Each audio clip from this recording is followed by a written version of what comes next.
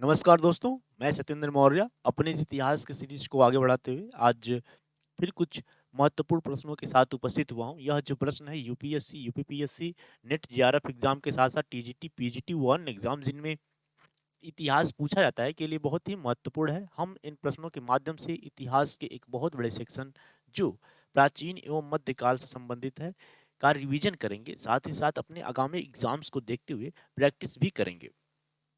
चलिए तो हम अपने प्रश्न को सॉल्व करना शुरू करते हैं। पहला प्रश्न है, निम्नलिखित कथनों पर विचार कीजिए। बराबर पहाड़ियों की गुफाओं को आजीवक संप्रदाय हेतु चंद्रगुप्त मौर्य द्वारा संरक्षण प्रदान किया गया था। बराबर की पहाड़ियों पर स्थित इस गुफा का प्रवेश द्वार अर्धवृत्ताकार चैत्य चाप मेहराब की तरह सजा हुआ है। और चार कथन दिए, चार चार ऑप्शन दिए, हमें इन चार ऑप्शन को क्या करना है, चुनना है। तो केवल एक, केवल दो, एक और दो, दोनों, न तो एक न ही दो। चलिए तो इससे संबंधित सबसे पहले हम तथ्यों को जानेंगे और फिर तथ्यों के आधार पर अपने इस प्रश्न को सॉल्व करेंगे। देखिए, आजीवक जो संप्रदाय है यह कहते हैं एक भारतीय दर्शन की क्या है, पार्ट है, भाग है, जो क्या थे, अनिश्वरवादी थे। अनिश्वरवादी यानी कि ईश्वर में मान्यता नहीं रखते थे, ईश्वर को मान्यता नहीं देते थे। इनके अनुसार ईश्वर नहीं है, ईश्वर का कोई अस्तित्व नहीं है। ये क्या थे, भौतिकवादी थे, भौतिकवादी थे। ध्यान दीजिएगा। तो ये जो संप्रदाय थी यह 5वीं शताब्दी ईसा पूर्व में मक्खल गोसाल नामक एक भिक्षु थे, उनके द्वारा स्थापित की गई थी। कौन थे, मक्खल गोसाली। ध्यान दीजिएगा, ये जो मक्खल गोसाली हैं, उस समय जो महावीर स्वामी थे उनके साथ ये लगभग 6 साल तक रहे।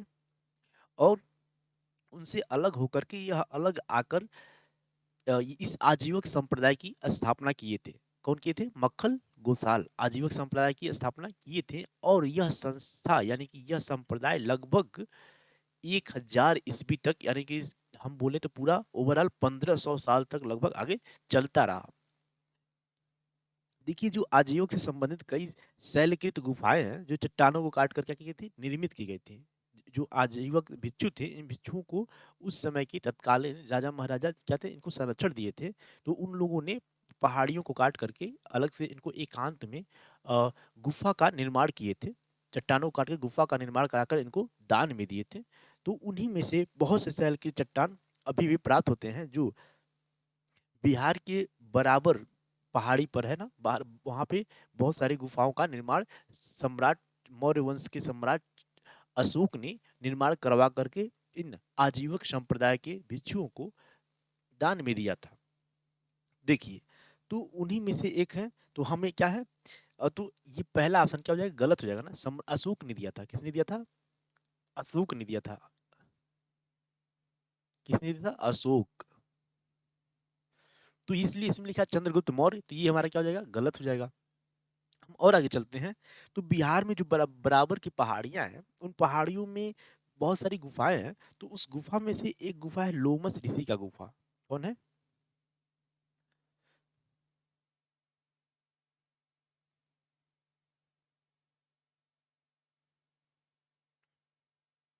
लोमस ऋषि का गुफा, ये बहुत फेमस गुफा है।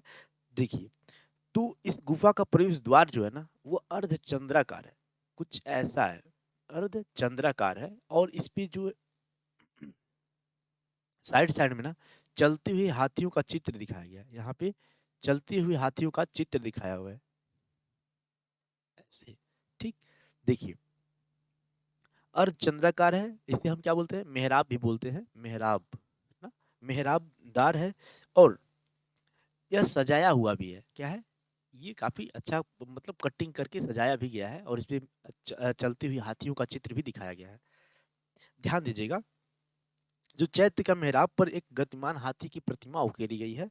और इस गुफा का भीतरी कक्ष आयताकार है। इस जो गुफा के पीछे का जो भाग है वो क्या है, आयताकार है। और इसके पीछे क्या है, कुछ गोलाकार कक्ष है ना। ध्यान दीजिएगा। तो हम अपने इस प्रश्न को सॉल्व करते हैं। बराबर की पहाड़ियों पर स्थित इस गुफा का प्रवेश द्वार अर्धवृत्ताकार चैत्य चाप मेहराब की तरह सजा हुआ है। यस ना।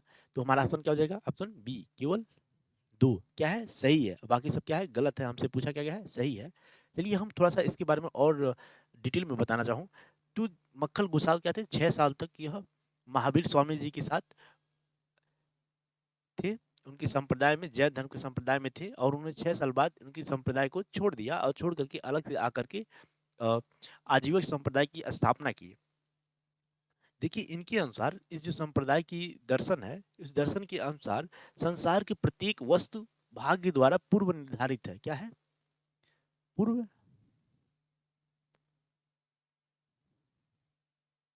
निर्धारित है। और उसमें इन्होंने भगवान की जो मान्यता है उसकी अस्वीकार कर दिया, यानी कि ईश्वर के कोई अस्तित्व नहीं है। और सारा का जो सारा जो सृष्टि का संचालन हो रहा है वो पूर्व निर्धारित है।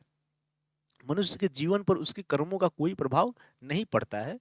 वे भी ईश्वर की सत्ता में विश्वास नहीं करते थे, वे ईश्वर की सत्ता में विश्वास नहीं करते थे। अब देखिए जो इनके द्वारा बिंदुसार थे ना, बिंदुसार बिंदुसार भी इनको क्या दिया था? प्रश्रय दिया था इनको, या संरक्षण दिया था। और अशोक ने भी इनको क्या कहता था? संरक्षण दिया था। अशोक ने भी इनको क्या दिया था? संरक्षण दिया था। और अशोक ने ही इनको बहुत सारे पहाड़ियों पे गुफा बनाकर, लोमस ऋषि का गुफा आदि बना करके उन्हें दान में दिया था। ओके, चलिए। तो और आगे चल के ना दशरथ भी अशोक का जो क्या था, पोता हुआ ना, आई थिंक दशरथ, दशरथ भी इसको इनको गुफाएं बनवा करके देगा। दशरथ जो ये सब क्या है? मौर्य वंश के मौर्य वंश के सम्राट शासकों में से एक है। देखिए, तो चलिए हम चलते हैं अपने अगले प्रश्न पे। अगले प्रश्न पे जाने से पहले मैं आशा करता हूं कि आपका उपनयन संस्कार हो गया होगा। हमारा यह उपनयन संस्कार डिजिटल उपनयन संस्कार है, जिसमें केवल लाइक और सब्सक्राइब करना होता है, और पसंद आ जाए तो दोस्तों के पास शेयर करना होता है। तो देर किस बात की, आप गुरुकुल में हैं तो गुरुकुल की परंपरा को आगे बढ़ाइए। उसके तो फिर लाइक कीजिए, सब्सक्राइब कीजिए, ठीक है, और अपना अपना उपनयन संस्कार को पूर्ण कीजिए। चलिए हम अगले प्रश्न पे चलते हैं। ताम्र पाषाण काल के संदर्भ में कौन सा कथन सही नहीं है? कौन सा कथन सही नहीं है? इस काल में तांबे और पत्थर की वस्तुओं का प्रचलन था। नाम से ही पता चल रहा है तांबे और तांबा और पाषाण का होगा ना, तो ये तो सही होगा। कौन सा सही नहीं है? हमसे ये पूछा है। इस काल के दौरान सेलखड़ी, कांचमणि, स्फटिक और कार्नेलियन जैसे अर्ध कीमती पत्थरों के मनकों का निर्माण किया गया था। ताम्र पाषाण काल के लोग वस्त्र बनाने की कला से अच्छी तरह परिचित थे। इस काल में सबसे अधिक चित्रित धूसर मृदभांड, चित्रित धूसर मृदभांड ना का उपयोग किया जाता था। हमें बताना है कि इन चारों में से कौन सा गलत है। इन चारों में से कौन सा गलत है, गलत बताना है। देखिए हम सबसे पहले फिर तथ्यों को जानते हैं, फिर इस प्रश्न को सॉल्व करेंगे। देखिए जो मनुष्य ने आज मनुष्य ने हमारे पूर्वजों ने जो सबसे पहले धातु का प्रयोग किया वह किया था ताम्र का। ताम्र का एक चीज बताएं हम आपको, लोहा, लोहा का सबसे पहले प्रयोग क्यों नहीं किया गया? लोहा, देखिए जो लोहा का गलनांक है ना ये काफी ज्यादा है। इसको इसको गलनाने के लिए, इसको निर्माण करने के लिए काफी ज्यादा टेम्परेचर की, तापमान की आवश्यकता होती है एज कम्पेयर टू लोहा। ताम्र का क्या है, बहुत ही कम तापमान पे, मतलब इसके तुलना में यह कम तापमान पे ही गलनांक गल जाता है और इसका निर्माण किया जा सकता है। इसीलिए हम जो हमारे पूर्वज थे उन्होंने सबसे पहले लोहे का आविष्कार किया, सॉरी तांबे का प्रयोग किया ना, तो तांबे का प्रयोग किया। और जब नौ पाषाण काल खत्म हुआ ना, नौ पाषाण काल, पाषाण काल में काल काल जो कालानुक्रम है, कैसे काल का विभाजन किया गया था, इसके बारे में प्रीवियस वीडियो में बता चुका हूँ। फिर भी देखते हैं हम, जो ताम नौ पाषाण काल है, इस काल में मानव केवल पत्थर का ही प्रयोग करता था, परंतु जो नौ पाषाण काल का अंतिम चरण था, उस अंतिम चरण और जो हड़प्पा सभ्यता थी, हड़प्पा सभ्यता भी क्या है, ताम्र पाषाण कालीन सभ्यता है ना। ओके, तो ताम्र नहीं, कांस्यकालीन सभ्यता है। हड़प्पा सभ्यता किसकी है? कांस्यकालीन सभ्यता है। तो नौ पाषाण काल के अंतिम चरण में तांबा प्लस पत्थर, प्रस्तर का प्रयोग मानव कर रहे थे, था इसका प्रयोग कर रहे थे। तो इस आधार पे क्या हो जाएगा, हमारा पहला सही हो जाएगा। हम आगे चलते हैं, इसका डिस्क्राइब करते हैं। तो तांबा का प्रयोग सर्वप्रथम मानव ने किया था। अनेक संस्कृतियों ने, जो संस्कृतियां थी उस समय की, पत्थर और तांबे से निर्मित उपकरणों के उपयोग पर आधारित थी। जो नवपाषाण काल जो हम बोलते थे ट्रांजिशन एज जो था कि नवपाषाण काल समाप्त हो रहा था और जो इंडस वैली सिविलाइजेशन थी उस समय जो काल था, वो उस संक्रमण एज में ही तांबे और पत्थर का प्रयोग मानव करते थे। ध्यान दीजिएगा, तो ताम्र पाषाण काल के लोग प्राय तांबा एवं पाषाण के उपकरणों का प्रयोग करते थे। ये कभी कभी निम्न श्रेणी के कांस्य का भी प्रयोग किया करते थे ना, कांस्य, कभी कभी निम्न श्रेणी के कांस्य, यानी कि इनका जो चरण था काफी ज्यादा अपडेट हो रहा था तेजी से ना, कांस्य। जब इंडस वैली सिविलाइजेशन आएगा, जो मेच्योर इंडस वैली सिविलाइजेशन आएगा, तो वो क्या हो जाएगा, कांस्यकालीन हो जाएगा, यानी कांस्य कांस्य का काफी ज्यादा अधिक मात्रा में प्रयोग किया जाएगा। तांबा प्लस 3, क्या चीज, तांबा प्लस 3 का प्रयोग करने लगेंगे, तो वही जो हमारे इंडस वैली सिविलाइजेशन है, उसे कांस्यकालीन सभ्यता के नाम से भी जाना जाता है ना। चलिए हम और आगे चलते हैं। ये लोग उत्कृष्ट ताम्रकार थे, क्या थे, उत्कृष्ट ताम्रकार थे, क्या थे, ताम्रकार थे, तांबे का काफी अधिक मात्रा में ये लोग प्रयोग करते थे। देखिए, और पाषाण के भी अच्छे क्या थे, कारीगर भी थे। याद रखिएगा, नाम से ही पता चल रहा है क्या है, ताम्र पाषाण काल है। और वर्तमान में जो हमारे पास ताम्र पाषाण युग के तांबे के उपकरण, हथियार, चूड़ियां है ना, तांबे किसके हैं, उपकरण हैं,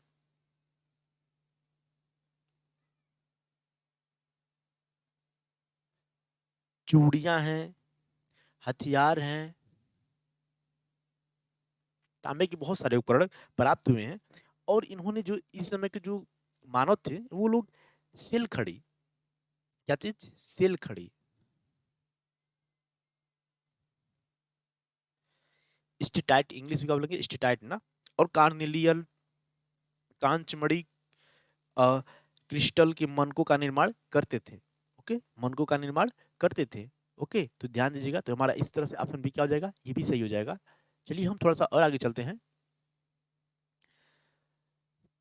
मालवा की, मालवा जो रीजन ना, मालवा, मालवा का पठार है ना, मालवा, मालवा का जो रीजन है, उस रीजन में प्राप्त साक्ष्यों के आधार पर हम यह कह सकते हैं कि इसके तकलियों, स्पिंडल वॉल्स, स्पिंडल वॉल्स, ठीक है, ये क्या है, तकली, आई थिंक सूत काटने वाले होते हैं ना, तकली, सूत काटने वाले लोग कताई बुनाई का भी प्रयोग करते थे। तकली, इसको इंग्लिश में बोलेंगे WHORL, ओके। इससे क्या होता है, कटाई भी किया करते थे, क्या करते थे, सूत काटते थे, लोग कताई बुनाई भी किया करते थे।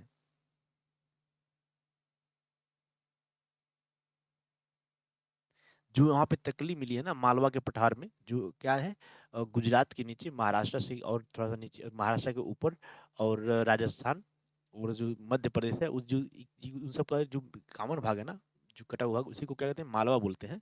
तो उस वाले रीजन में,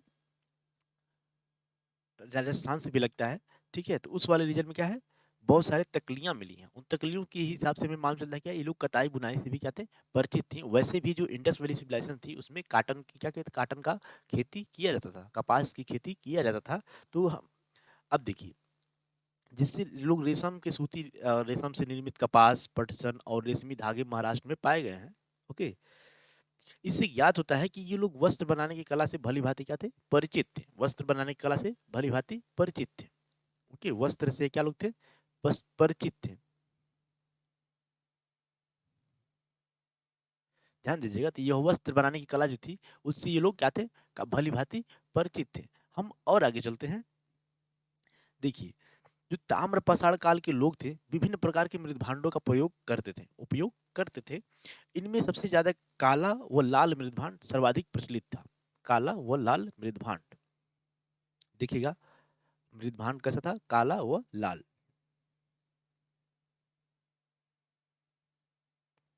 मृद भांड मतलब मिट्टी का बर्तन, ठीक है, मिट्टी से निर्मित बर्तन। तो लोग कैसा था, काला था प्लस लाल, यानी कि उनका जो मिट्टी का बर्तन हुआ करता था, वह काला हुआ करता था और लाल हुआ करता था, सर्वाधिक प्रचलित था। इन मृद भांडों में जो बर्तन होता था, वह बर्तन मैक्सिमम, अधिकांश क्या होता था, लाल होता था, क्या होता था, लाल होता था। और इस पे काले रंग से डिजाइन किया गया होता था, काले रंग से डिजाइन किया गया होता था, इसलिए इसे क्या बोलते हैं, लाल चित्रित मृदभांड। अभी देखते हैं।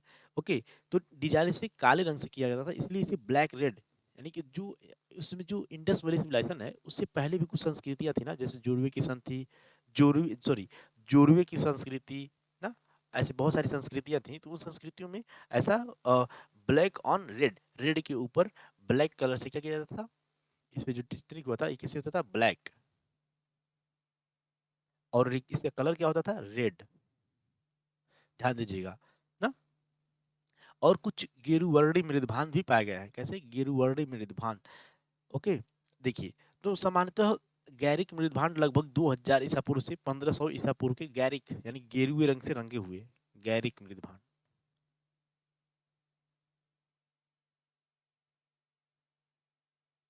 ना, गैरिक मृदभांड मतलब गेरुए रंग से रंगे हुए मृदभांड पाए गए हैं।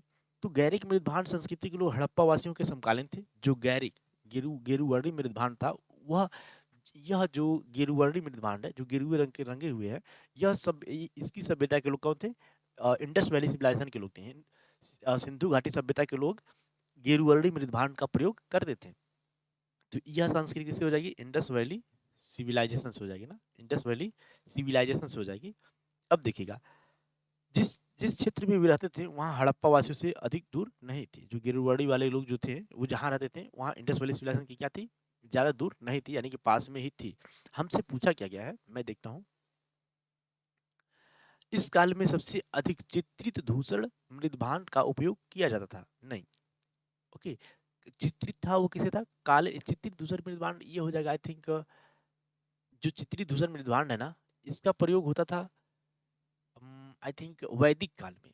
किसमें, वैदिक काल में चित्रित धूसर मृदभांड हो जाएगा, वैदिक काल में, ओके।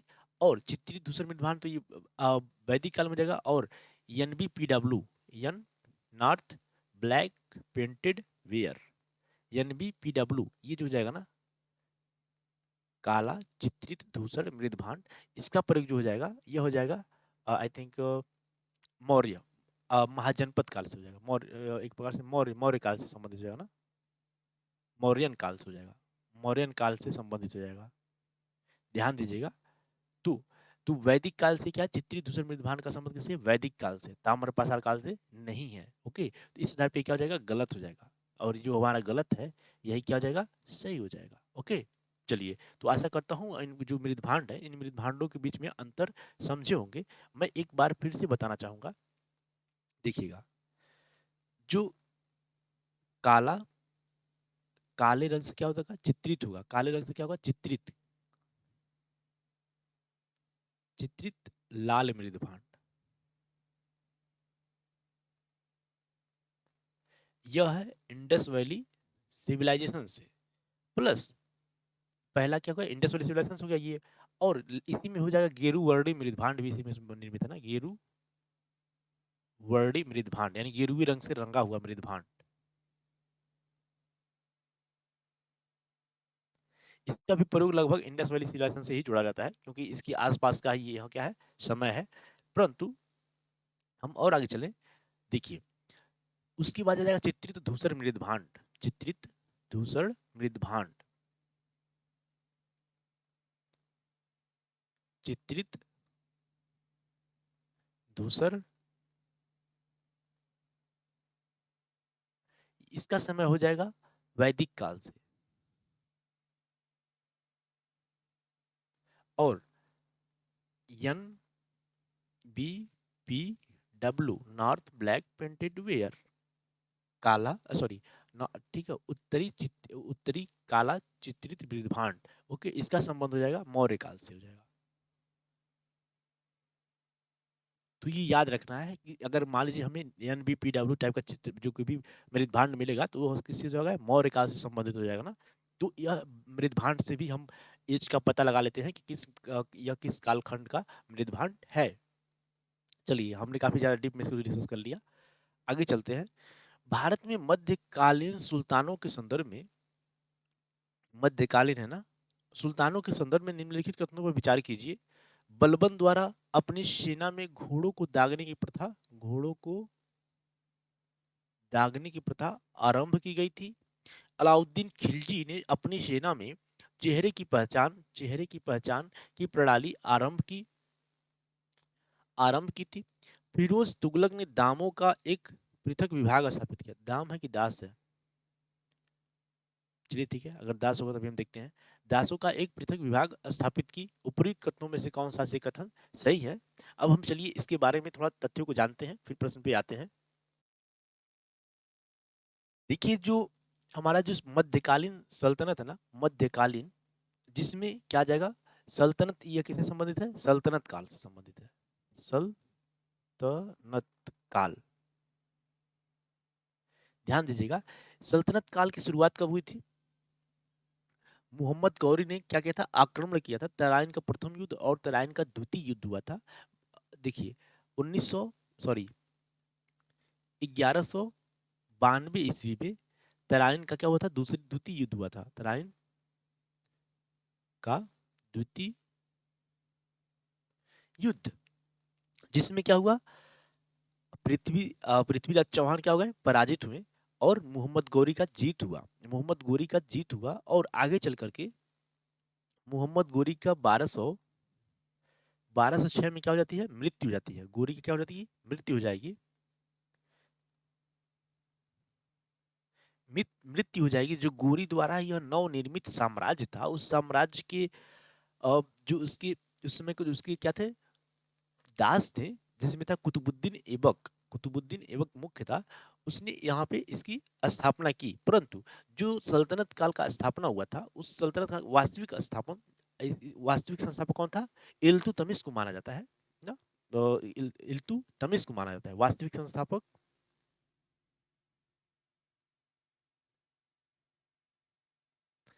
इल्तुतमिश को माना जाता है।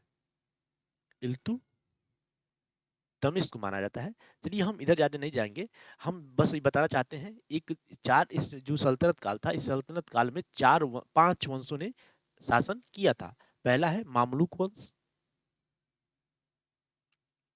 या दास वंश। मामलुक वंश या दास वंश। दूसरा दास तुगलक, सॉरी हाँ दास तुगलक नहीं, दास खिलजी तुगलक। दूसरा क्या हो जाएगा? खिलजी। दूसरा, तीसरा तुगलक, सैयद,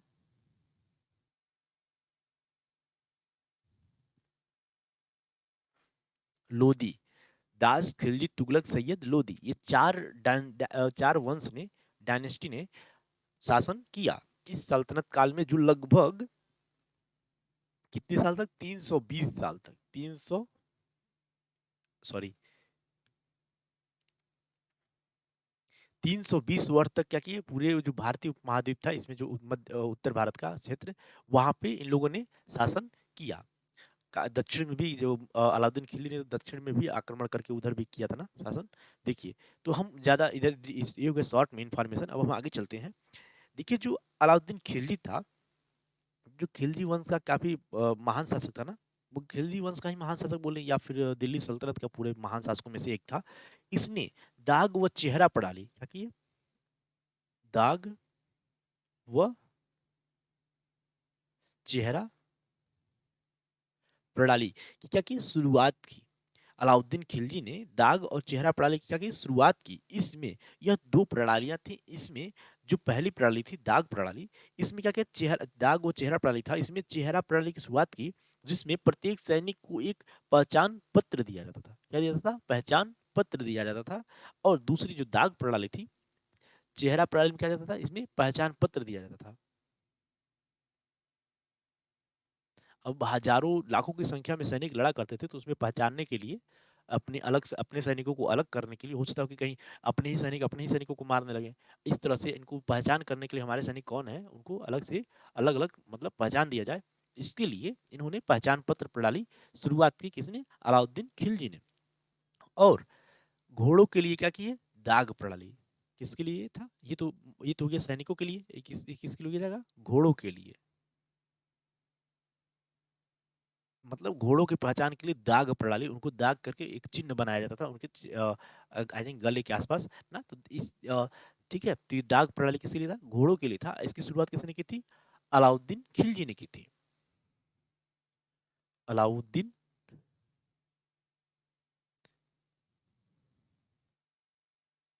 खिलजी ने की थी दाग व चेहरे प्रणाली का शुरुआत। ध्यान दीजिएगा, हम थोड़ा सा और आगे चलते हैं। देखिए, गयासुद्दीन बलबन कौन है? अगला जो हम गयासुद्दीन बलबन। गयासुद्दीन बलबन ने एक पृथक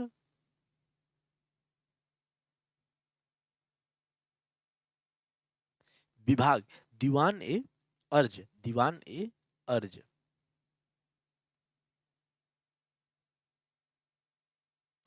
दीवान-ए-अर्ज की शुरुआत की और कोतवाल की क्या की? नियुक्ति की।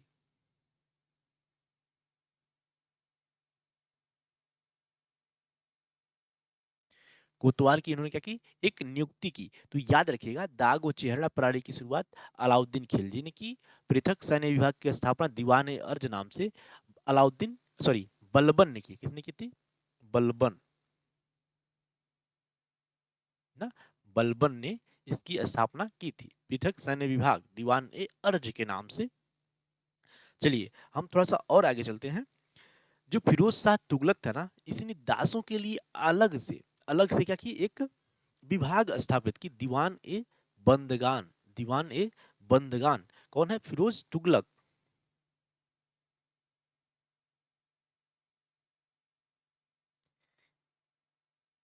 क्या है?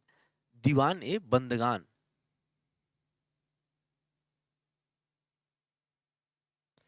यह एक क्या था? दास विभाग था। जो युद्धबंदी होते थे, जो अन्य जो दास थे, उन दासों के लिए यह एक विभाग का निर्माण किया। इसमें इनके द्वारा क्या कहते थे, जो उसमें सरकार थी, उस सरकार से संबंधित बहुत सारे कार्य कराए जाते थे, फैक्ट्रियों में इनके द्वारा काम कराया जाता था ना। तो इसकी शुरुआत किसने की? अ, दास विभाग की शुरुआत फिरोज शाह तुगलक ने की। देखिए इसने एक और काम किया, जो इक्ता होता है ना, इक्ता इक्ता व्यवस्था का क्या किया? इक्ता व्यवस्था का इसने वंशानुगत बना दिया।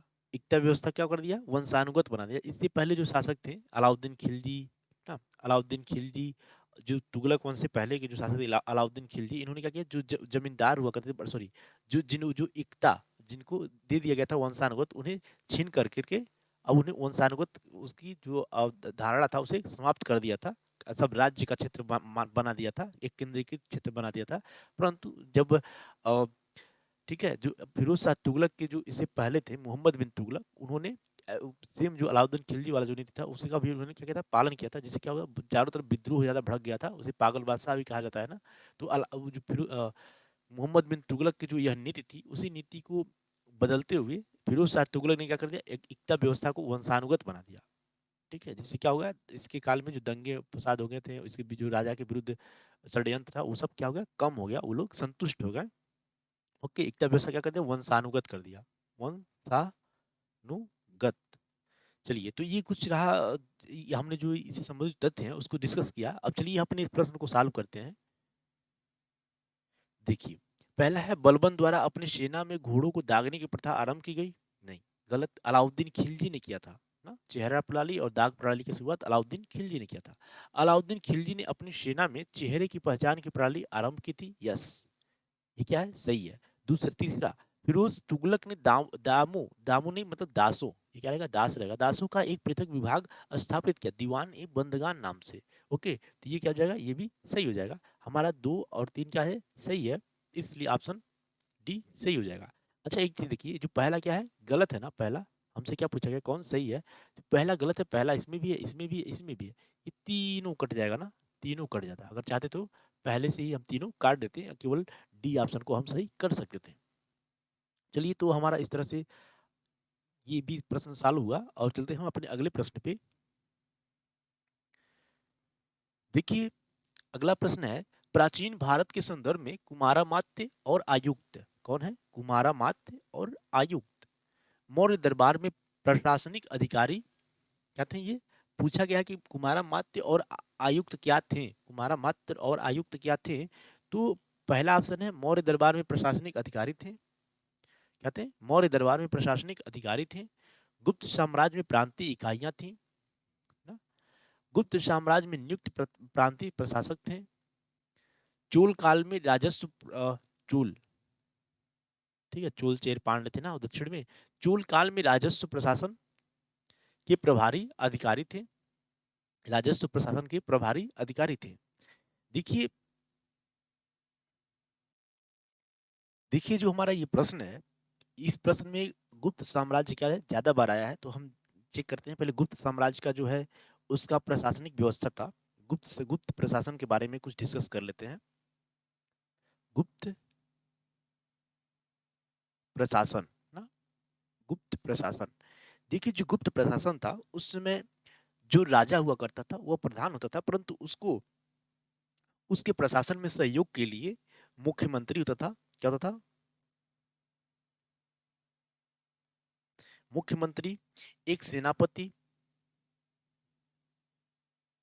हम शॉर्ट में कहें तो ये मंत्रिमंडल टाइप का होता था। सेनापति, प्रधान सेनापति, ऐसे करके के कई अधिकारी होते थे, जो इन अधिकारियों की एक परिषद हुआ करती थी। क्या होती थी? परिषद। एक परिषद के माध्यम से जो गुप्त शासक था वह अपना शासन व्यवस्था को सुचारू रूप से चलाता था। ये लोग क्या करते थे? राजा को सहयोग प्रदान करते थे, राजा को सहयोग प्रदान करते थे। अब देखिए जो गुप्त प्रशासन था, अभिलेखों से एक अन्य शासक का भी, एक अन्य अधिकारी का भी हमें पहचान मिलती है, उसके बारे में जानकारी मिलती है। वह था संधि विग्राहिक। संधि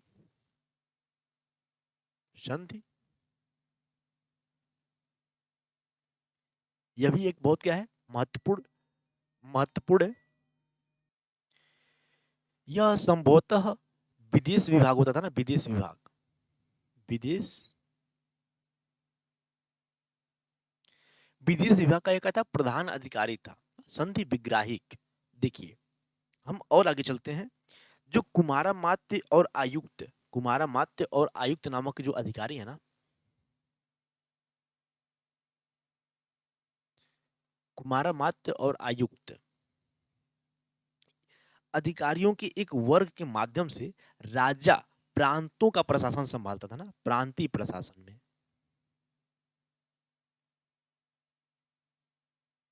प्रांतीय प्रशासन में क्या करते थे? साथ में उनके साथ निकट का संबंध रखते थे। देखिए एक केंद्रीकृत ये साम्राज्य हो गया ना, ओके।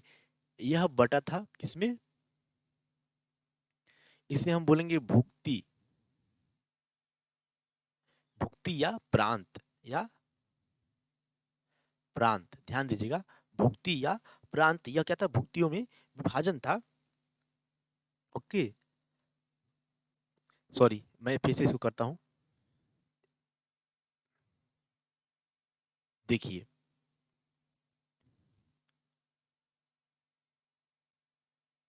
ये हो गया साम्राज्य, जहां का हेड कौन होता है? राजा होता है। क्या होता है? राजा होता था। यह किसमें बटा था? यह बटा था प्रांतों में। किसमें बटा था? प्रांतों में। यह हो गया प्रांत। और यहाँ पे नियुक्त शासक कौन थे? कुमारा मात्य,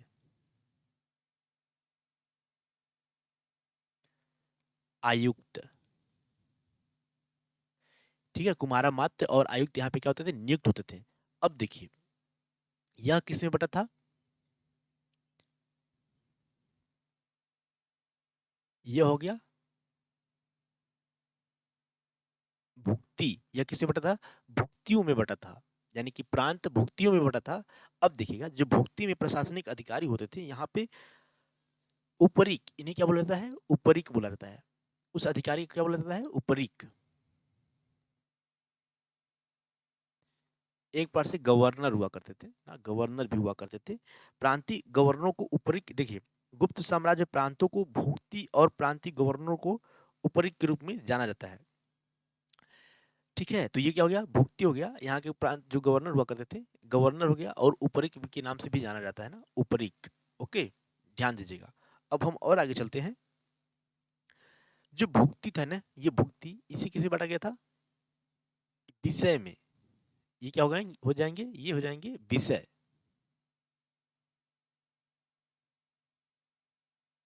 यहाँ के जो प्रधान अधिकारी होगा वो क्या होगा? विषयपति।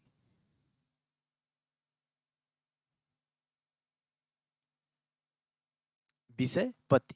ध्यान दीजिएगा ये जो भुक्ति है ना, कभी कभी भुक्ति को प्रांत भी कहा जाता है ना, भुक्ति को प्रांत भी कहा जाता है। ठीक है, तो यहाँ पे उपरीक या गवर्नर हो जाएंगे, जो प्रांतों में नियुक्त होते थे। कुमारा मात्य और आयुक्त, ये कभी कभी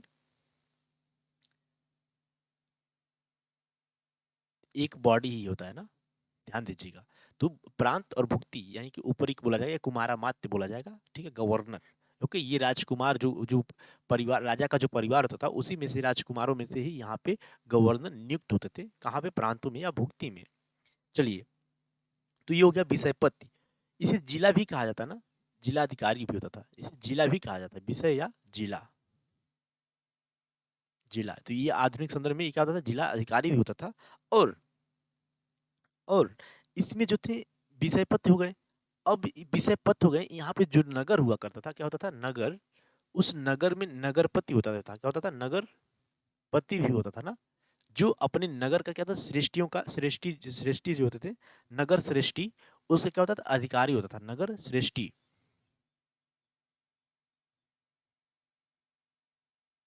नगर श्रेष्ठी का वो प्रधान अधिकारी होता था, यानी व्यापारियों का वह संघ हुआ करता था, जिसके माध्यम से वह नगर का प्रशासन का संचालन करता था और विषयपति का सहयोग करता था। अब देखिएगा, अब जो जिला था ना, यह जिला, यह बटा था किसमें, यह बटा था गांव में, यानी गांव क्या थी, प्रशासन की सबसे छोटी इकाई थी। और यहाँ पे क्या होता था, ग्रामड़ी, ग्रामड़ी होता था ना, ग्रामड़ी, ग्रामीणों का एक समूह हुआ करता था, ठीक है।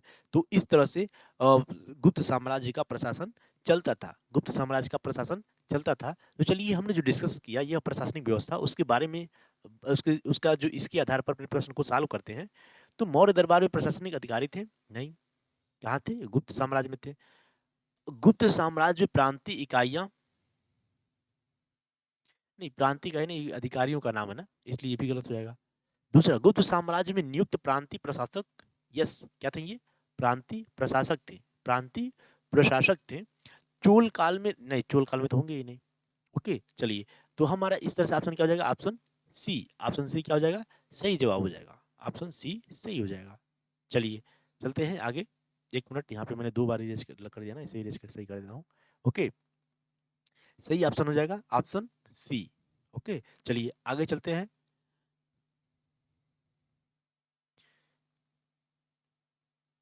देखिए, अगला अगला जो प्रश्न है, मुगल बादशाह अकबर द्वारा, किसके द्वारा, अकबर द्वारा प्रारंभ किए गए सामाजिक और शैक्षणिक सुधारों के संदर्भ में निम्नलिखित में से कौन सा कथन सही नहीं है। पहला, अकबर ने सती प्रथा पर पूर्ण प्रतिबंध लगा दिया,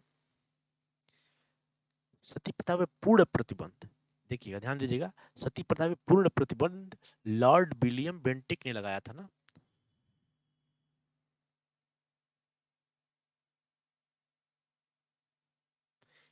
1800 आई थिंक 28 में ना, लॉर्ड विलियम बेंटिक ने लगाया था।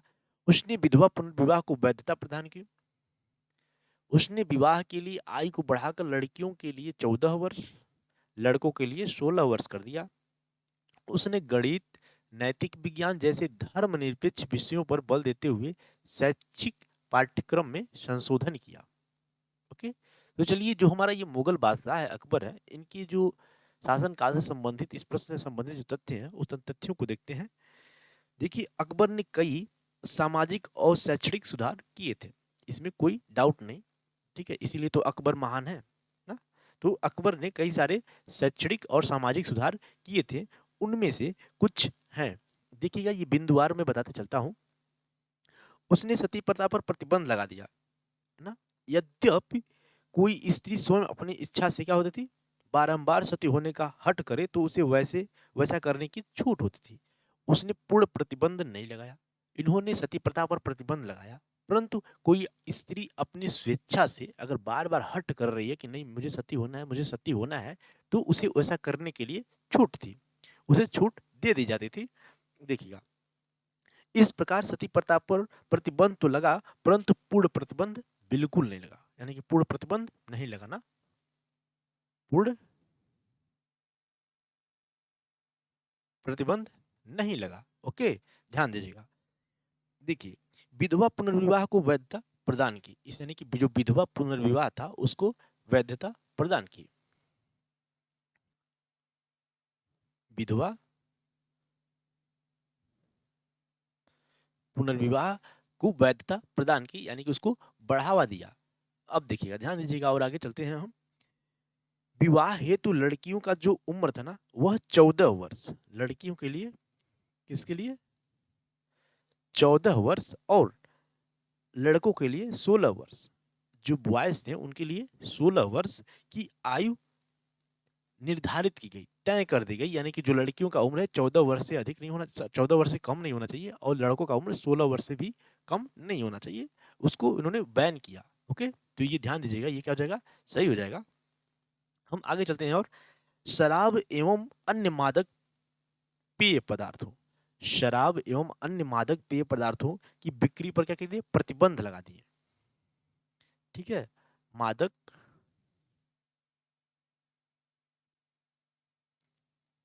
पेय पर क्या कर दिया, प्रतिबंध लगा दिया। ध्यान दीजिएगा, तो क्या लगा दिए, प्रतिबंध लगा दिए मादक पेय पदार्थों जैसे शराब और अन्य जो थे।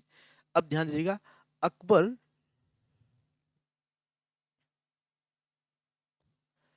अकबर केवल पहली पत्नी की बांझ होने की स्थिति में ना, अकबर मान लीजिए शादी हुआ, अब पत्नी से मतलब बच्चे उत्पन्न नहीं हो रहे हैं, तो बांझ, उससे बांझ बोला जाता है, तो बांझ होने की स्थिति में ही एक से अधिक विवाह की मान्यता दी, बांझ से अधिक स्थिति में ही बहु विवाह की मान्यता दी।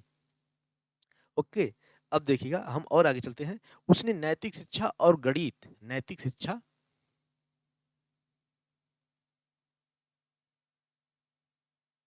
और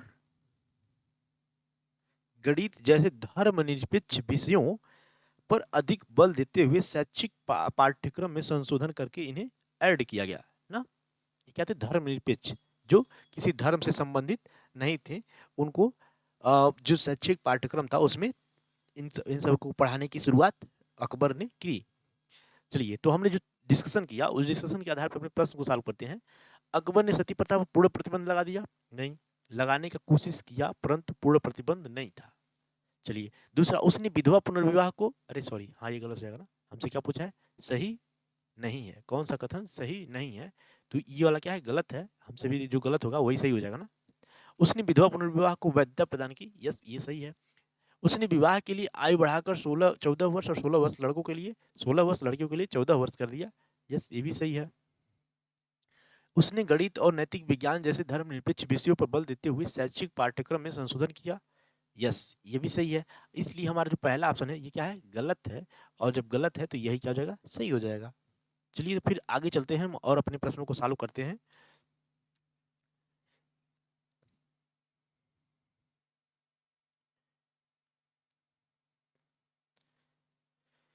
देखिए, प्रश्न है, भारत के इतिहास के संदर्भ में लोपामुद्रा, मैत्रेयी, अपाला थी, क्या थी, भारतीय इतिहास में एक किससे संबंधित है, तो प्राचीन भारत की महिला शासक हैं, ऋग्वैदिक काल की देवियां हैं, यानी देवीय देवता, ठीक है, कवित्री व लेखिका हैं, बौद्ध भिक्षुणी हैं।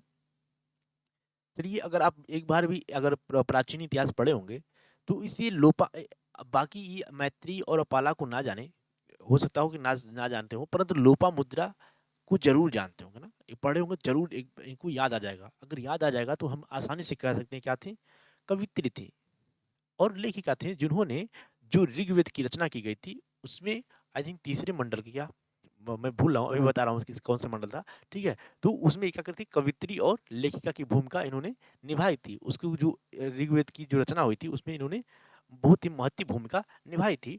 तो ये क्या थे, विभिन्न भाषाओं में लेखिकाओं के योगदान पर विशेष ध्यान देने की आवश्यकता है। ये क्या थी, लेखिकाएं थी, विभिन्न लेखिकाएं हैं, ठीक है, और इनकी जो क्या क्या कौन कौन थी हम उसके बारे में चलिए जिक्र करते हैं।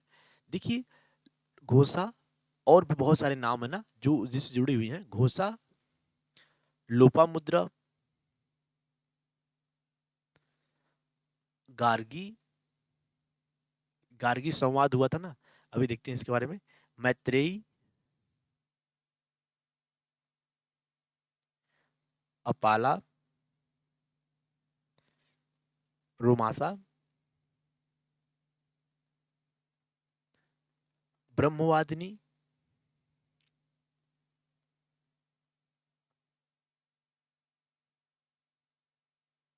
ब्रह्मवादिनी आदि बहुत सारी ऐसी लेखिकाएं थी, महिला लेखक थी, जो वैदिक काल में जो संस्कृत था, संस्कृत साहित्य का जो मुख्य धारा थी, उस मुख्य धारा में महिलाओं की छवि पर ध्यान केंद्रित किया गया ना।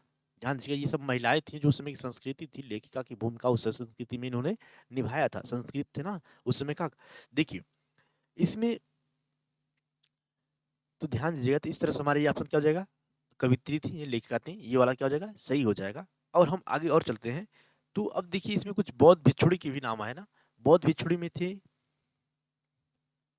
इसमें हो जाएगा मुट्टा, उबीरी, मृत्तिका, बहुत सारे क्या हैं, बौद्ध भिक्षुणी हैं, जो जो छठी शताब्दी ईसा पूर्व, यानी कि जब बौद्ध धर्म का उदय हुआ था, उस समय इन्होंने पाली में जो रचित गीतों, पाली में रचित गीत है ना, पाली क्या है, भाषा है, उसमें रचित जो गीत थे, उन गीतों में इन्होंने क्या किया थे, महत्वपूर्ण भूमिका निभाई थी। उसमें इन्होंने अपनी वेदना, उस समय की जो वेदना थी सांस्कृतिक, जो उनकी समाज में, उसका इन्होंने उसमें प्रकट किया है। अब देखिए कुछ और भी नाम आता है ना, जैसे अंडाल और अन्य अलवार कवित्रियां, ये क्या थी, महिला थी उसमें की जो दक्षिण भारत में अलवार और नयनार संत थे, उन्हीं में अलवार संत में ये क्या थी, अंडाल भी क्या थी, एक बहुत ही महत्वपूर्ण लेखिका है। ये किस कब थी, ये छठी शताब्दी ईस्वी में थी, छठी शताब्दी ईस्वी में थी अंडाल, ठीक है, ध्यान दीजिएगा। तो अपने पति अपने प्रति सॉरी ईश्वर के प्रति अपने प्रेम को अभिव्यक्त किया है ना इन्होंने, अपने ईश्वर के प्रति अपने जो प्रेम है उसको अभिव्यक्त किया है अंडाल ने ना। ऐसे बहुत सारे और भी लेखिकाएं हैं जिनके बारे में हम कुछ और डिस्कस कर देते हैं, रिवीजन हो जाएगा यहाँ पे। देखिए कश्मीर में मुस्लिम कवित्रियों जैसे लाल देड़, लाल, ये कश्मीर में थे। हब्बा खातून, हब्बा खातून, ये जो थी भक्ति, क्या थे, भक्ति जो संत थे, भक्ति परंपरा के क्या थे ये, ध्यान दीजिएगा, ये भी ध्यान दीजिएगा, ये पूछा जा सकता है ना, भक्ति परंपरा, ये क्या थी, लेखिका थी। ओके, ध्यान दीजिएगा, ये क्या थी, लेखिका थी। और इन्होंने भक्ति की जो संत परंपरा का प्रतिनिधित्व किया, वक सूक्तियां लिखी, क्या लिखी, वक लिखी, वक नामक, इन्होंने वक नाम से क्या लिखी थी, वक, वक नाम से सूक्तियों की इन्होंने क्या की, रचना की, रचना की। चलिए हम और आगे चलते हैं। तो ये क्या थी, कवि थी, कहाँ पे, कश्मीर में, ये ध्यान दीजिएगा, कहाँ हो जाएगा, कश्मीर में, ठीक है, कश्मीर में हो जाएगा। अब जैसे कुछ और भी महिलाएं हैं जिन्होंने, लेखिकाएं हैं जिन्होंने, जिसमें मीराबाई, मीरा बाई कहाँ थी, गुजरात में, राजस्थानी और हिंदी तीन भाषाओं में ना, गुजराती, राजस्थानी और हिंदी तीन भाषाओं का इन्होंने, तीन भाषाओं में अपनी रचनाएं लिखी, ठीक है, गुजराती, राजस्थानी और तमिल, तीन भाषाओं में, सॉरी गुजराती, राजस्थानी और हिंदी तीन भाषाओं में इन्होंने रचना की। अब देखिए तमिल में कुछ और भी थे ना, तमिल में कुछ लेखिकाएं थी जैसे अवैयर, अवैयर, कन्नड़, अक्का महादेवी, कौन है, अवैयर और कन्नड़ में, ठीक है, तमिल, अवैयर क्या थी, तमिल में लिखा करती थी, और कन्नड़ में क्या लिखा लिखा करती थी, कन्नड़ में ये थी अक्का महादेवी, अक्का महादेवी, ध्यान दीजिएगा, ये क्या होगा, क्या हो जाएंगी, अक्का,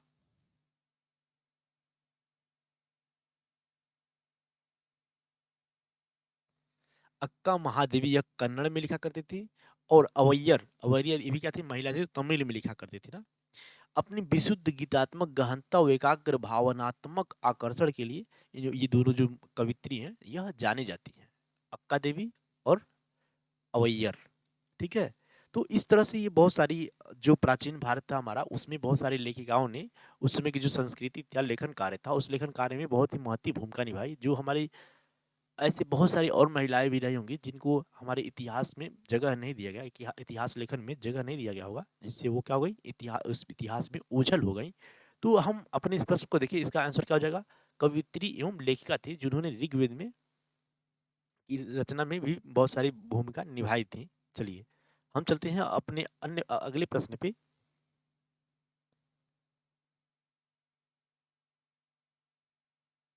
देखिए निम्नलिखित युग्मों पर विचार कीजिए। कुछ यज्ञ दिए हुए हैं और उस यज्ञ से संबंधित अनुष्ठान दिए हुए हैं, हमें बताना है कि कौन से अनुष्ठान उस यज्ञ से संबंधित हैं, कौन से सही सुमेलित हैं। पहला है राजसूय यज्ञ। ठीक है, राजसूय यज्ञ और उसका अर्थ क्या है, ऐसा माना जाता है था कि इस यज्ञ से राजा को सर्वोच्च शक्ति प्राप्त होगी। क्या होगी, सर्वोच्च शक्ति प्राप्त होगी। दूसरा वाजपेयी यज्ञ, जिससे होकर शाही घोड़ा निर्बाध रूप से दौड़ता था, राजा के द्वारा उस क्षेत्र पर निर्विवाद नियंत्रण स्थापित किया जाता था।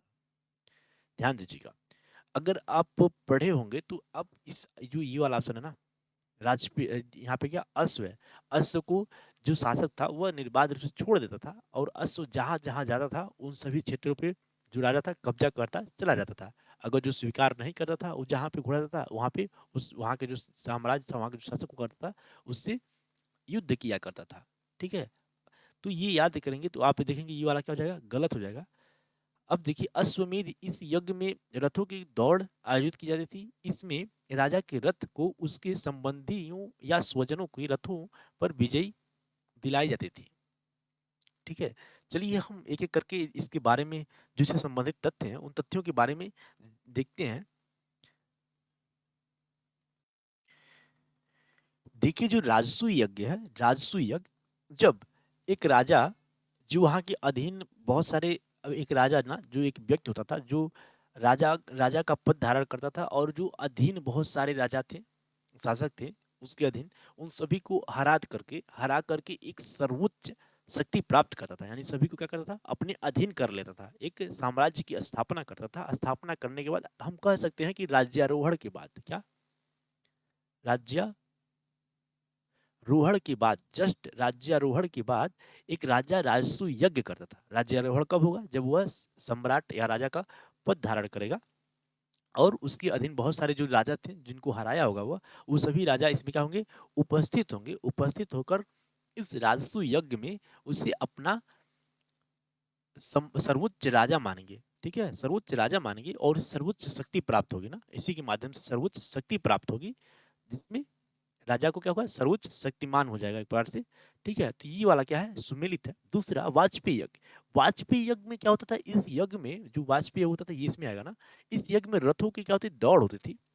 रथों की क्या की जाती थी, दौड़ आयोजित की जाती थी। इसमें राजा के रथ को, जो राजा का रथ हुआ करता था उसके जो सगे संबंधी थे, वो स्वजन थे, उस रथों को, उस रथ पे विजयी दिलाई जाती थी ना, राजा के रथ को क्या जाती थी, विजयी दिलाई जाती थी।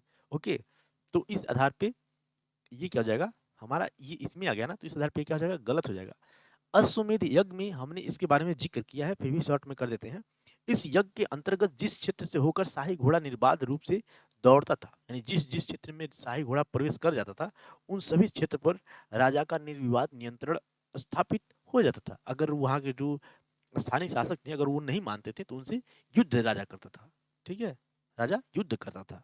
तो ध्यान दीजिएगा, तो इस तरह से हमारा ये वाला क्या हो जाएगा, इसमें जाएगा, तो ये भी गलत हो जाएगा ना। केवल एक ही सुमेलित है, केवल एक ही क्या है, सुमेलित है। चलिए, तो ये याद रखिएगा, राजसूय यज्ञ, वाजपेयी यज्ञ और अश्वमेध यज्ञ। हमें लगता है कि वाजपेयी यज्ञ में ना राजा की उम्र मतलब बढ़ाने के लिए, यौना अवस्था मतलब हमेशा उसकी क्या हो, यौना अवस्था में ही रहे, ऐसा करने के लिए इस यज्ञ का संचालन भी किया जाता था ना वाजपेयी यज्ञ में। चलिए हम चलते हैं अपने अगले प्रश्न पे। अगला प्रश्न है, संगम साहित्य के संदर्भ में निम्नलिखित कथनों पर विचार कीजिए। कौन सा साहित्य है, संगम साहित्य, संगम काल में लिखा गया था। संगम ग्रंथों का स्वरूप मुख्यतः धर्मनिरपेक्ष है। क्या था, धर्मनिरपेक्ष था। संगम कविताओं में राजाओं और सरदारों के सेना सैन्य पराक्रम का वर्णन किया गया है। सरदारों और सैन्य पराक्रमों का वर्णन किया गया है। संगम साहित्य यवनों विदेशियों के साथ, किसके साथ, यवनों यानी कि विदेशियों के साथ व्यापार के बारे में जानकारी प्रदान करता है। उपर्युक्त कथनों में से कौन सा से कथन सही है? केवल एक और दो, केवल दो और तीन, केवल एक और तीन, एक और दो, तीन, तीनों। तो फिर हम इसके बारे में बात करते हैं। आप प्रश्न को पॉज कीजिएगा और पॉज करने के बाद इस प्रश्न को अटेम्प्ट कीजिएगा, ठीक है? फिर उसके बाद आगे बढ़िएगा। तो चलिए हम इस प्रश्न के बारे में डिस्कस करते हैं और फिर इस प्रश्न को सॉल्व करेंगे। देखिए जो संगम हुआ था ना, संगम साहित्य, संगम का अर्थ होता है, इसका अर्थ होता है संघ। जिस तरह से बौद्ध संगीतियां हुई हैं, 4 बौद्ध संगीतियां हुई हैं, जिसमें जो बौद्ध धर्म से संबंधित जो कुरीतियां थी, जो उसमें शामिल हो जाती थी, और इसके कुछ जो धार्मिक धर्म का जो बौद्ध धर्म था, जैन धर्म था, उसके जो बहुत सारे सम्मेलन हुए हैं, उसी तरीके से ये संगम सम्मेलन भी एक हुआ था, जिसमें उसके जो साहित्यों का एक रूप दिया गया था। उस जो धर्म का जो उस समय का जो धर्म था दक्षिण भारत का, उसका एक रूप दिया गया। उसके जो उस समय की तत्कालीन परिस्थितियों के जो लेख होते थे, उनको एक रूप दिया गया। जो राजा महाराजा के संबंध में जो लेख लिखे गए थे, गायन हुआ था, उसको भी इसमें क्या किया था, दिया गया था, एक रूप दिया गया था। तो उसी देने के लिए ही संगम संगम का एक आयोजन किया गया था। संगम का अर्थ होता है संघ। चलिए हम एक एक करके फिर इसके जो तथ्य थे उसके डिस्क्राइब करते हैं। देखिए जो संगम साहित्य था, यह प्राचीनतम उपलब्ध तमिल साहित्य का क्या है, संकलन है। क्या है? तमिल साहित्य का संकलन है।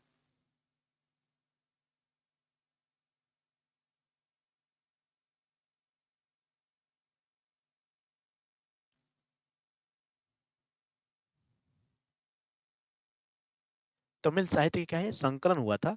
संगम शब्द का शाब्दिक अर्थ क्या है, संघ ना।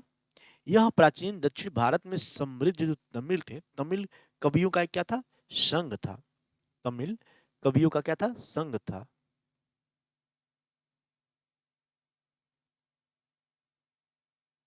संघ था, और ये लोग सभी कवि जो थे एक संघ में मिलते थे। और इस काल के 3 प्रमुख तमिल राज्य जो चेर, चोल, पांड्य। अगर दक्षिण भारत का ये नक्शा देखा जाए तो इस वाले रीजन में क्या थे, चोल थे, और यहाँ क्या थे,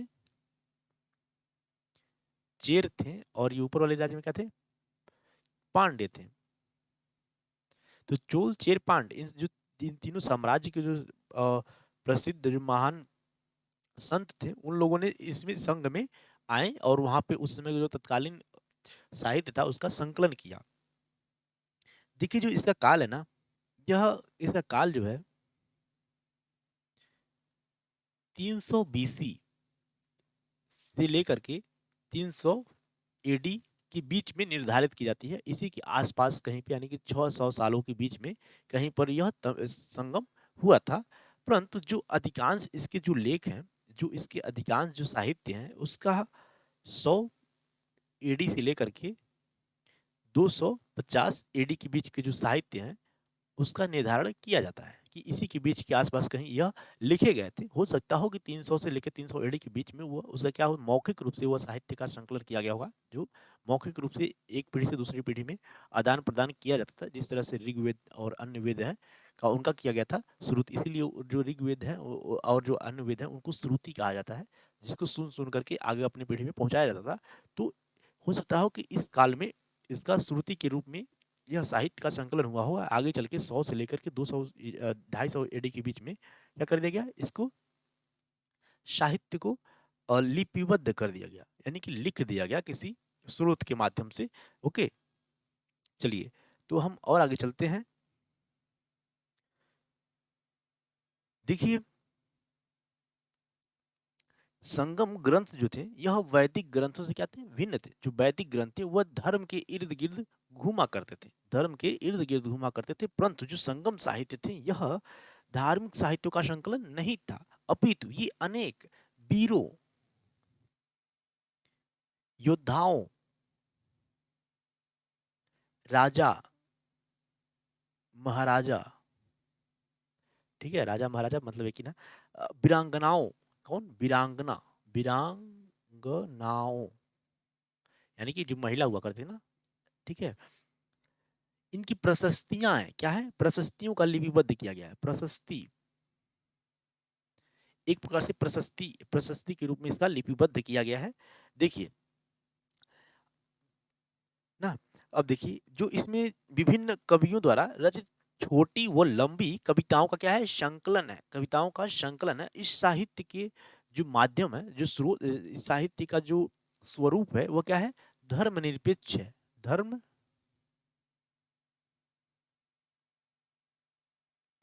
धर्मनिरपेक्ष है, इसका स्रोत क्या है, धर्म स्वरूप धर्म निरपेक्ष है। यानी कि कोई ना किसी धर्म के इर्द गिर्द या नहीं घूमता, यह सभी धर्मों का मिश्रण है एक प्रकार से कहें तो। चलिए हम और आगे चलते हैं। ये जो साधारण जो जो गीत लिखा गया है ना, ये किसी आदिमानव जो नहीं, जो सिंपल जनजाति उस टाइप का नहीं है। यह काफी उच्च कोटि का साहित्य है। इसका जो साहित्य का जो स्वरूप है काफी उच्च कोटि का है।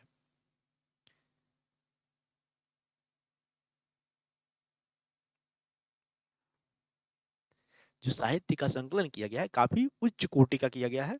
और अनेक जो कविताओं में किसी योद्धा जो कविताएं हैं, उस कविताओं का जो मुख्य किरदार है वो कोई किसी एक योद्धा या वीरांगना या किसी सरदार किसी राजा के नाम का उल्लेख करता है। ठीक है, उल्लेख करके उसी के इर्द गिर्द वो कविता या जो संकलन किया गया है उसी के इर्द गिर्द किया गया है ना। तो इसमें किसी सरदार योद्धा वीरांगना या राजा महाराजाओं का की के ऊपर ही यह जो कविता है या गान है जो यह उसका लेख लिखा गया है। ध्यान दीजिएगा, उसने उसके जो जो इसमें जो मुख्य किरदार है उस उसके पराक्रम जो यानी कि सैन्य रूप में उसने जो पराक्रम दिखाया है, योद्धा का भूमिका निभाया है, यानी कि जो उस अपने उस तत्कालीन समाज का रक्षक के रूप में रक्षा किया है। ठीक है, उसकी भूमिका के किरदार को निभाया गया दिखाया गया है।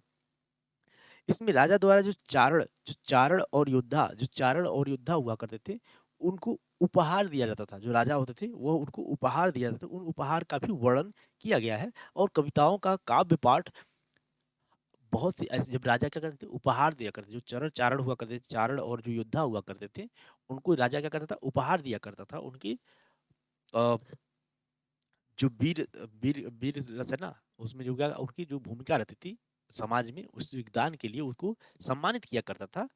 इस कारण सॉरी हाँ, जिससे प्रतीत होता है जो जो रचना की गई थी यह दरबारी थी, यानी कि दरबार में की गई थी, राजा के दरबार में, राजा के प्रशस्ति के रूप में यह इनका संकलन किया गया था। इसका जो क्या है, ये जो संगम साहित्य है इनका संकलन किया गया है।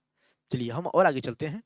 जो संगम ग्रंथों में कावेरी पट्टनम है ना, कावेरी कावेरी एक नदी है ना, उसके जो तट पे वहां पे जो कावेरी पट्टनम, पट्टनम मतलब होता है तट, पट्टनम मतलब क्या होता है, तट। किसका तट, समुद्र से लगता स्थल, पट्टनम, इसका मतलब होता है तट ना। तो कावेरी पट्टनम यानी कावेरी का तट। ठीक है, यह क्या था, बंदरगाह हुआ करता था ना उस समय। ठीक है, बहुत सारे नगर व बस्तियों का भी उल्लेख इसमें मिलता है।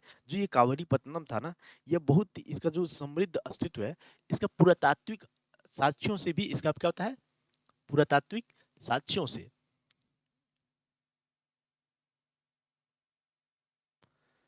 पुरातात्विक साक्ष्यों से भी इसकी पुष्टि होती है कि क्या कावेरीपट्टनम उस समय क्या था, एक समृद्ध शहर हुआ करता था, बंदरगाह हुआ करता था, जहां पे यवन जो विदेशी थे, यूनानी थे, वो लोग अपने जहाजों पर सोना चांदी जवाहरात लाद कर लाते थे। और यहाँ पे काली मिर्च क्या थे, यूनानी, ये लोग अपने जवाहरात वगैरह सोना चांदी लाद करके अपने यहाँ से लाते थे, और यहाँ से क्या ले जाते थे, काली मिर्च लेके जाते थे। काली मिर्च एक फैक्ट मैं आपको और बता दूं, जो काली मिर्च होता है ना, इसको यूनानी यूनानी प्री भी बोल रहा था, सॉरी यवन प्री भी बोला जाता है, यवन प्रिय भी बोला जाता है ना, ये याद रखिएगा, ये इस यूनानियों से ही आया है ना। तो यवन प्री भी कहा जाता था। तो ये लोग अपने जहाजों से दास दासी सोना चांदी वगैरह लेकर आते थे, और यहाँ से काली मिर्च मसाले खरीद करके लेकर जाते थे। ध्यान दीजिएगा, और मदिरा भी अपने साथ लेकर आते थे ना। इस प्रकार जो व्यापार का उल्लेख है ना, ये लैटिन जो ग्रीक जो जो यूरोपीय जो लैटिन ग्रीक और उस समय का जो लेखन कला था, साहित्यिक कला था, लेखन, ठीक है, काफी उनसे ज्यादा आगे बढ़ करके जो हमारा तमिल साहित्य है, सॉरी संगम साहित्य काफी उनसे आगे है ना, काफी विकसित था उन लोगों से, ठीक है। और जो जो इस संगम साहित्य में जो संकलन किया गया उस समय की सामाजिक आर्थिक राजनीतिक जीवन की जानकारी प्रदान करने वाला एक अति महत्वपूर्ण क्या है, यह सोर्स है, स्रोत है ना। अन्य किसी माध्यम से हमें इतने डीप में जानकारी प्राप्त नहीं होती है। तो चलिए जो हमने डिस्कशन किया उसके आधार पर अपने प्रश्न को सॉल्व करते हैं। संगम ग्रंथों का स्वरूप मुख्यतः धर्मनिरपेक्ष था। यस, धर्मनिरपेक्ष था। हमें क्या बताना है, कौन से सही है। संगम कविताओं में राजाओं और सरदारों के सैन्य पराक्रमों का वर्णन किया गया है। यस, किया गया है। संगम साहित्य यवनों विदेशियों के साथ व्यापार के बारे में जानकारी प्रदान करता है। यस, अभी हमने देखा ना कि मसाला थे वो यवन प्रीत थे, उन सब के बारे में भी इसमें क्या किया जाता है, डिस्कस किया जाता है। तो इस आधार पर हम देखते हैं हमारा जो चारों चारों क्या है, सॉरी तीनों के तीनों ऑप्शन क्या है, सही है। हमने संगम साहित्य के बारे में काफी डीप में जाना। चलिए अपने अगले प्रश्न पे चलते हैं। हमारा अगला प्रश्न है अहम, अहम और पूरम, अहम और पूरम शब्द संदर्भित करते हैं विजयनगर साम्राज्य में उहित कर को। ये कहते हैं कर। गुप्त काल के दौरान उपजाऊ भूमि, तमिल भाषा में लिखी कविताओं यानी कि कविताओं, आर्यभट्ट द्वारा वर्णित ग्रही आकाशीय बल को। ध्यान दीजिएगा। तो इस तरह से हम जो हमारे प्रश्न है इसके बारे में कुछ डिस्कस करते हैं। ये दोनों के दोनों क्या हैं, कविताएं हैं। दोनों के दोनों क्या हैं, कविताएं हैं। दोनों के दोनों क्या हैं, कविताएं हैं। पहला क्या है, अहम। देखिए जो अहम हुआ करता था ना, यह प्रेम संबंधी कविताएं होती थी। किससे संबंधित, प्रेम, प्रेम संबंधित होता था। दूसरा, दूसरा है पूरम, पूरम। ध्यान दीजिएगा, यह जो है वीरता पूर्वक कविताएं हुआ करते थे। जो उस समय की युद्ध वगैरह में जो वीरता का प्रदर्शन किया जाता था उसको दिखाया जाता था, वीरता पूर्ण कि वो कविता होता था। यानी कि जो वीरता पूर्ण कविता लिखा जाता था उसको पूरम कहा जाता था। जो प्रेम संबंधित कविताएं होती थी उसको अहम कहा जाता था। कहाँ पे, तमिल साहित्य में, तमिल साहित्य में।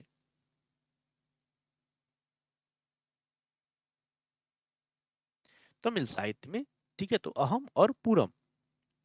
तो देखिए दक्षिण भारत के प्रारंभिक साहित्य को प्राचीन तमिल ग्रंथों के एक समूह द्वारा निरूपित किया जाता था, जिसे प्रायः सामूहिक रूप से संगम साहित्य कहा जाता था। उसी के एक क्या है, ये दोनों भाग हैं, अहम और पूरम। अहम में प्रेम संबंधित कविताएं होती थी और पूरम में वीरतापूर्ण कविताएं होती थी।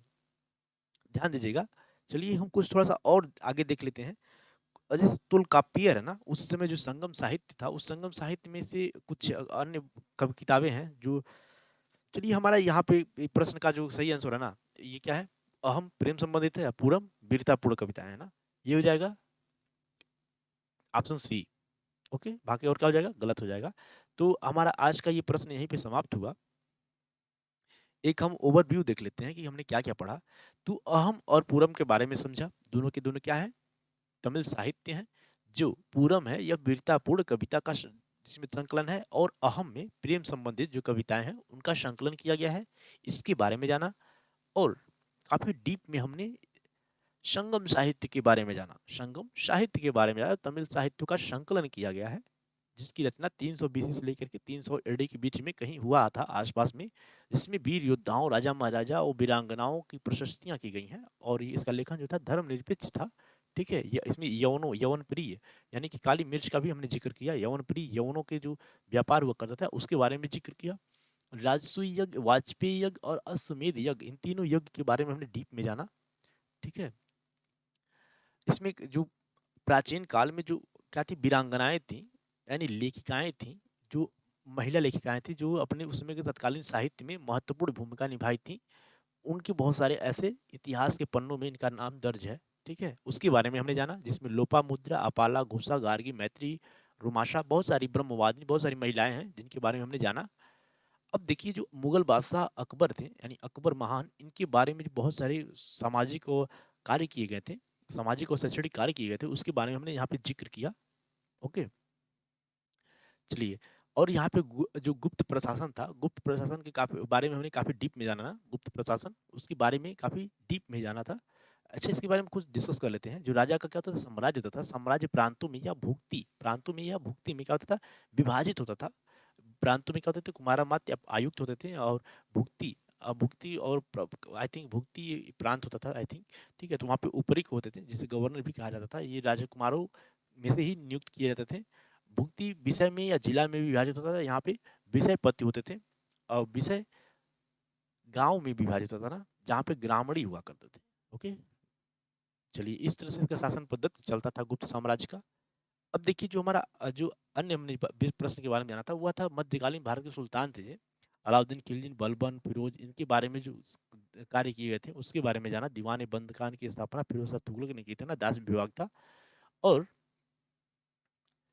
हमने यहाँ पे बहुत सारे मृद भांडों के बारे में जाना, ताम्र पाषाण काल के बारे में जाना, साथ ही साथ बहुत सारे कई मृद भांडों के बारे में जाना, जो कई कई कालों के नाम से कई कालों का प्रतिनिधित्व करती है ना। जैसे मौर्यन काल का NBPW, अगर कोई भी बर्तन मिलता है, मृद भांड मिलता है, अगर वह NBPW है, तो हम मान जाएंगे कि मौर्य काल का ही वो बर्तन है, मौर्य काल का ही बर्तन है।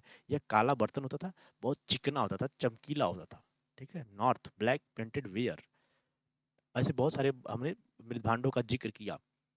देखिए यहाँ पे जो थे, हमने मक्खन गोसाल द्वारा जो स्थापित किया गया था साम्राज्य, संगठन, संगठन बोलेंगे या फिर एक ठीक है ना, धर्म स्थापित किया गया था, जिसका नाम क्या था, आजीवक संप्रदाय ना, मक्खन गोसाल ने स्थापित किया था। उसके बारे में हमने काफी डीप में जाना, ठीक है। लोमस ऋषि गुफा, जिसकी निर्माण अशोक सम्राट अशोक मौर्य ने किया था, बिहार के जो बराबर पहाड़ियां हैं उन पहाड़ियों में किया था ना। ये हमें हमें लगता है ये प्राचीनतम मैन मेड गुफा है ना, प्राचीनतम मैन मेड गुफा अब तक की प्राप्त, ठीक है। इससे पहले की प्राप्त नहीं होती है, यहीं से गुफाओं का निर्माण शुरू हो जाता है। और जो सातकर्णी वंश का है ना, कौन सा सातवाहन वंश आएगा, सातवाहन वंश से बहुत अधिक मात्रा में जो अजंता व एलोरा की गुफाओं का निर्माण शुरू हो जाएगा। काफी विकसित अवस्था में पहुंच जाता है गुफा वास्तुकला।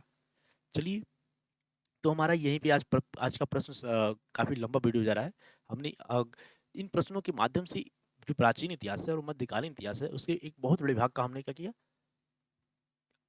रिवीजन किया है, साथ ही प्रैक्टिस भी किया है। आप मुझे जरूर बताइएगा कि आप इन प्रश्नों में से कितने प्रश्न आपके सही हुए हैं।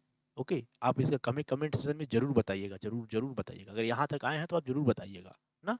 चलिए, और लाइक कर दीजिएगा, सब्सक्राइब कीजिएगा, अपने दोस्तों के पास भी क्या करिएगा, शेयर कीजिएगा। तब तक के लिए हम फिर मिलेंगे आपको नेक्स्ट वीडियो में। तब तक के लिए बाय।